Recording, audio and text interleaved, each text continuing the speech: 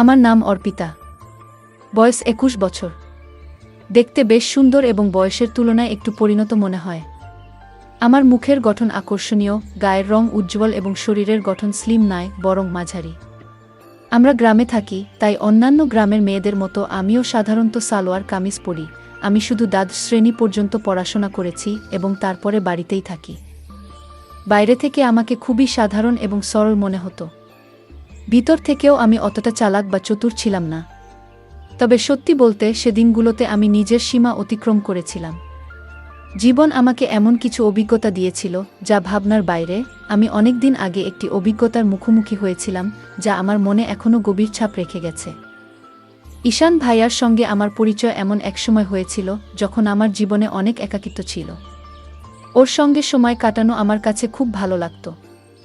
ঈশান ভাইজা সবসময় আমার প্রতি খুব যত্নশীল ছিল, আর তার উপস্থিতি আমার মনকে হালকা করে তুলত। প্রথম দিকে যখন ওর সাথে সময় কাটাতাম তখন শরীরে যেন একটু বাড়তি চাপ অনুভব করতাম। মনে হতো যেন একটু বিশ্রামের দরকার। কিন্তু ধীরে ধীরে সবকিছু স্বাভাবিক হয়ে আসতে লাগল।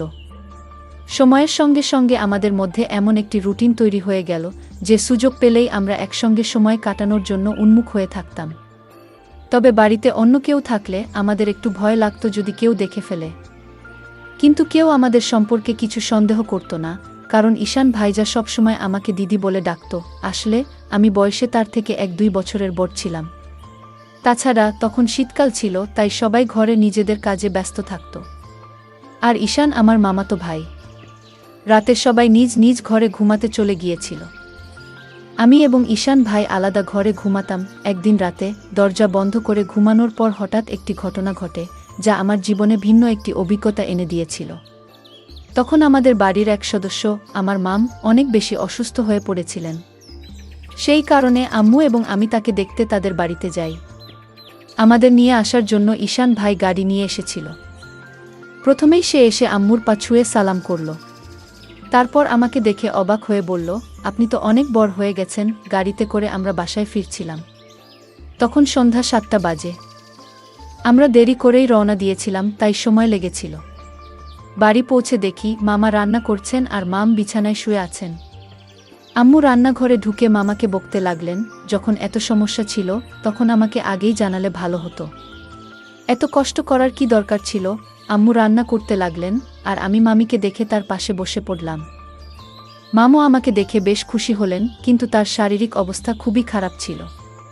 কিছুক্ষণ পর আম্মু মামিকে খাবার দিলেন এবং নিজ হাতে তাকে খাইয়ে দিলেন। ততক্ষণে ঈশান ভাই আমাকে ডাকলেন। আমি তার দিকে তাকিয়ে জানতে চাইলাম কি হয়েছে। ঈশান ভাই আমাকে তার কথাগুলো শোনানোর জন্য অপেক্ষা করছিলেন, যা পরবর্তীতে আমাকে একটি নতুন অভিজ্ঞতার মুখোমুখি করেছিল। রাতে খাওয়ার জন্য যখন আমি ঘরে ঢুকি তখন ঈশান ভাই খাবার খাচ্ছিলেন। আমাকে দেখেই সে বলল, দিদি চলে আসুন, খাবার খান। আমি বললাম, না ভাইজা, আপনি আগে খান, আমি পরে খাবো। কিন্তু সে আমাকে জোর করেই বসালেন। আমিও খুব ক্ষুধার্ত ছিলাম, তাই বেশি আপত্তি করলাম না।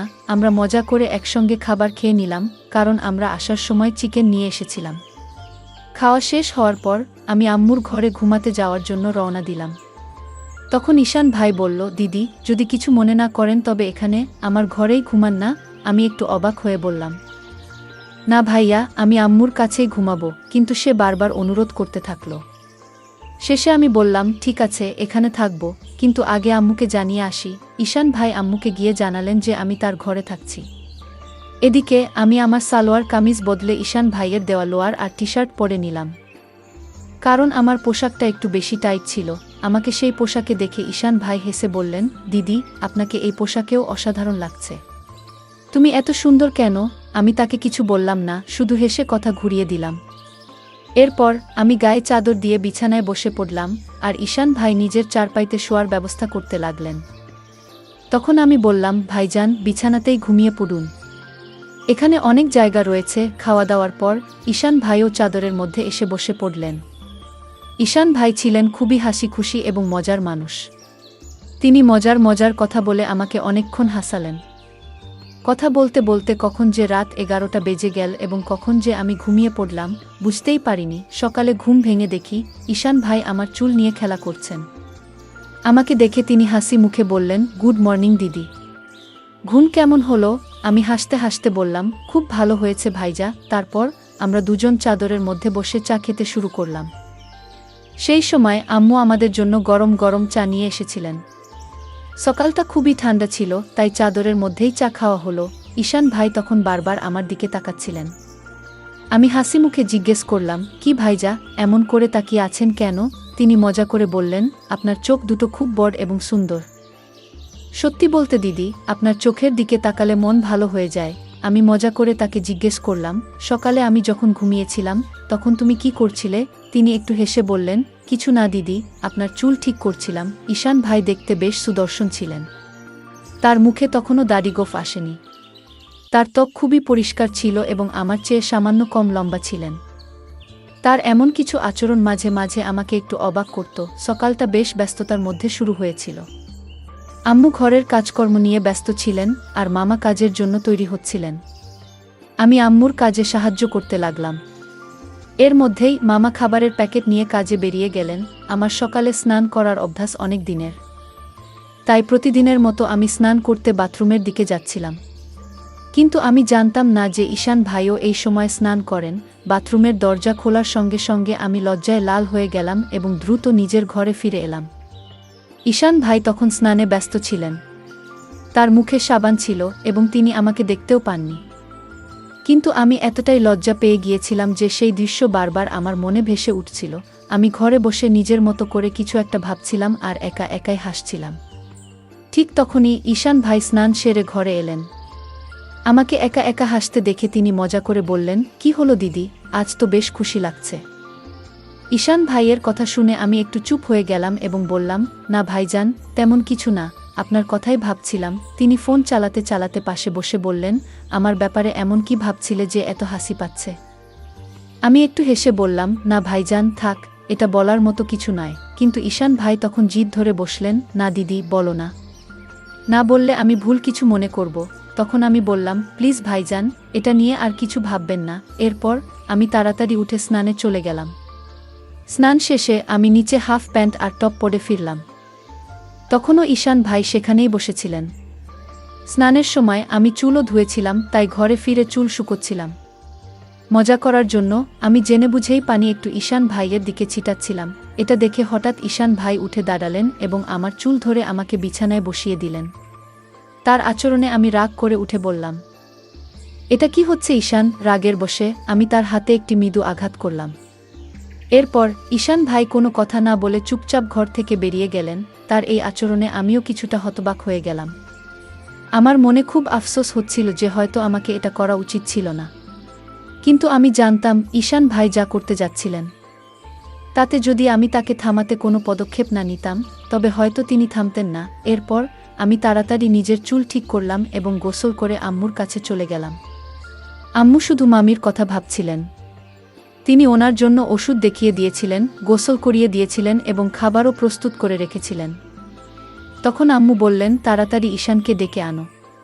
সে গরম গরম খাবার খেয়ে নিক, পরে খাবার ঠান্ডা হয়ে যাবে। আমিও জানতাম যে ঈশান ভাই আমার উপর রেগে আছেন। যখন আমি তাকে ডাকতে গেলাম দেখলাম তিনি ছাদের উপর আছেন। ঈশান ভাই ছাদের উপর বসে ফোনে কিছু দেখছিলেন। আমি পেছন থেকে ডাক দিলাম, ভাইয়া, নিচে চলে আসো। আম্মু খাবারের জন্য ডাকছেন, কিন্তু তিনি কোনো উত্তর দিলেন না। তখন আমি আরও কাছে গিয়ে তার কাছে সরি বলতে লাগলাম, ভাইজা, দয়া করে আমাকে ক্ষমা করে দাও।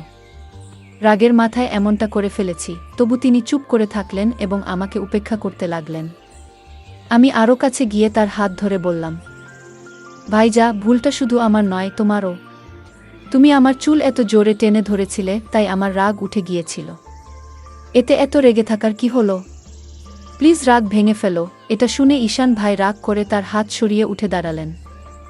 আমার চোখে পানি এসে গেল। আমি প্রায় কান্নার স্বরে বললাম, ভাইজা, প্লিজ এতটাও রাগ করো না। যদি সেই চড়ের কথাই হয় তাহলে একটা নয়, আমাকে দুটো চড় মেরে দাও। কিন্তু এমন চুপচাপ থেকো না। আমার চোখে পানি দেখে তিনি ধীরে ধীরে বললেন, আচ্ছা ঠিক আছে, কেঁদো না। তুমি কাঁদলে মোটেও ভালো লাগবে না। কিন্তু তোমার হাত তোলাটা ঠিক হয়নি। ঠিক আছে, এবার চলো খাবার খাই। আমি আবার বললাম, তুমি আগে বলো যে তুমি আমাকে মাফ করে দিয়েছ। ভাইজা হেসে বললেন, এই যে, এবার থামো। খুব বেশি মাফ চেয়ে ফেলেছ। এটা এত বড় ব্যাপারও নয়। চলো তাড়াতাড়ি নিচে যাই। আমরা দুজন নেমে আসার পর যখন আমরা নিচে গেলাম, আম্মু এবং মাম ইতিমধ্যেই খেয়ে নিয়েছেন। আম্মু তখন রান্নাঘরে কাজ গুছিয়ে নিচ্ছিলেন। আমি আর ঈশান ভাই একসঙ্গে বসে খাবার খেয়ে নিলাম। খাওয়ার পর আমি কিছুক্ষণ মামির পাশে বসে তার সাথে কথা বলতে শুরু করলাম এবং তার শরীরের খোঁজখবর নিতে লাগলাম। এরই মধ্যে আম্মু তার কাজ শেষ করে ফিরে এলেন। আম্মু এসে বললেন, আমি আর তোমার মাম পাশের বাড়ির আন্টির সাথে দেখা করে আসি, একটু হাঁটাহাঁটিও হবে, ততক্ষণ তুমি বাসায় থাকো। ঈশানকেও বলে দিয়েছি যেন কোথাও না যায়, আমরা অল্প সময়ে ফিরে আসব। এরপর আম্মু মামিকে নিয়ে বেরিয়ে গেলেন আর আমি মামার ঘর গুছাতে শুরু করলাম। তখন ঈশান ভাইও সেখানে এসে মজা করতে লাগলেন। আমি তাকে বললাম, ভাইজা প্লিজ একটা জিনিস এনে দাও। ঈশান ভাই বললেন, বলো দিদি, কি আনবো? তোমার কি ভালো লাগে? তখন আমি বললাম, আমার জন্য একটু চকলেট এনে দাও, চকলেট আমার খুব পছন্দ। ঈশান ভাই মুচকি হেসে বললেন, ঠিক আছে, তুমি ঘর পরিষ্কার করো, আমি চকলেট নিয়ে আসি। ঈশান ভাই চকলেট আনতে বেরিয়ে গেলেন আর আমি আবার ঘর পরিষ্কার করতে শুরু করলাম। ঘর গুছানোর সময় আমি যখন মামির আলমারি খুললাম, তখন দেখলাম সেখানে মামির মেকআপের অনেক জিনিস রাখা আছে। সাজগোজ করার প্রতি আমার ভীষণ আগ্রহ থাকায় সেগুলো দেখেই আমার মন নেচে উঠল। সময় কাটানোর জন্য আমি মামির সাজগোজের জিনিসপত্র নিয়ে তৈরি হতে শুরু করলাম। একটু একটু মেকআপ করলাম, তারপর মামির ঝুমকা আর গয়না পরে নিলাম। আলমারির উপর দিকে ঝুলিয়ে রাখা মামির শাড়িগুলোর মধ্যে একটি লাল শাড়ি বের করলাম এবং তা পরতে শুরু করলাম। যখন ঈশান ভাই চকলেট নিয়ে ফিরে এলেন, আমি তখন পুরোপুরি সেজেগুজে একেবারে নতুন বউয়ের মতো তৈরি। চুল খুলে নিয়েছি, লিপস্টিক লাগিয়েছি আর হাতে চুড়িও পরেছি। ঈশান ভাই যখন ঘরে ঢুকলেন, আমাকে এমন সাজে দেখে একদম হতভম্ব হয়ে গেলেন। তার মুখ থেকে শুধু বের হলো, দিদি তুমি তো অসাধারণ দেখাচ্ছ। আমি তার কাছ থেকে চকলেট নিয়ে বিছানায় বসে খেতে শুরু করলাম। ঈশান ভাইও পাশে বসে গেলেন আর তার চোখ আমার উপর থেকে সরছিল না। তখন আমি বললাম, ভাইজা এত তাকিয়ে থেকো না, এতে আমি অস্বস্তি বোধ করছি। ঈশান ভাই হেসে বললেন, কি করব দিদি, তোমার উপর থেকে চোখ সরানোর মনই হচ্ছে না। তুমি শাড়িতে এত সুন্দর দেখাচ্ছ যে মনে হচ্ছে যেন সত্যি কোনো পরী। এরপর মজা করে বললেন, মন চাইছে তোমাকে বউ বানিয়ে ফেলি। আমি বুঝতে পারছিলাম সে মুহূর্তে তার মনে কি চলছিল, কিন্তু আমি হালকা হাসি দিয়ে বিষয়টি অন্যদিকে ঘুরিয়ে দিলাম। আমি মজা করে ঈশান ভাইকে বললাম, তাহলে আর থেমে কেন? বলো, আমাকে স্ত্রী বানিয়ে কি করবে? ঈশান ভাই একটু হেসে বললেন, থাক দিদি, জানি তুমি ইচ্ছে করেই ভান করছো। আমি তখন বললাম, তুমি কি তাহলে তোমার দিদিরই সুযোগ নিতে চাও? জানো, যদি আম্মু জানেন বা মামা জানতে পারেন আমাদের কি অবস্থা হবে? ভাইয়া বললেন, দিদি এত ভাবনার কিছু নেই, আমরা তো ঘরেই আছি আর কেউ জানতে পারবে না। তুমি শুধু একটা বার হ্যাঁ বলো, আমি সব সামলে নেব। আমি মুচকি হেসে বললাম, তাহলে আগে বলো, তুমি কি আমার এই শাড়ি দেখে এত কথা বলছো, নাকি আগে থেকেই এমন ভাবনা ছিল? ঈশান ভাই হেসে বললেন, সত্যি বলতে তুমি যখন এসেছো তখন থেকেই মনে হচ্ছিল তুমি যদি একবার রাজি হও সব সহজ হয়ে যাবে। আমি মজা করে বললাম, ঠিক আছে, যখন তুমি চাও আমি তোমার কথা শুনি। তাহলে তোমার দায়িত্ব ভালো করে পালন করো। এই কথায় ভাইয়া খুব খুশি হয়ে বলল, ধন্যবাদ দিদি, জানতাম তুমি আমাকে না করবে না, তুমি সত্যিই সেরা। আমি বললাম, থামো তো, এত প্রশংসা করার দরকার নেই, আর সন্ধ্যায় আমার জন্য চকলেট আনতে ভুলবে না। ভাইজা বলল, ঠিক আছে দিদি, যা চাইবে সব আনবো, একটু অপেক্ষা করো। ঈশান ভাই বেরিয়ে যাওয়ার পর আমি একটু অস্বস্তি অনুভব করলাম।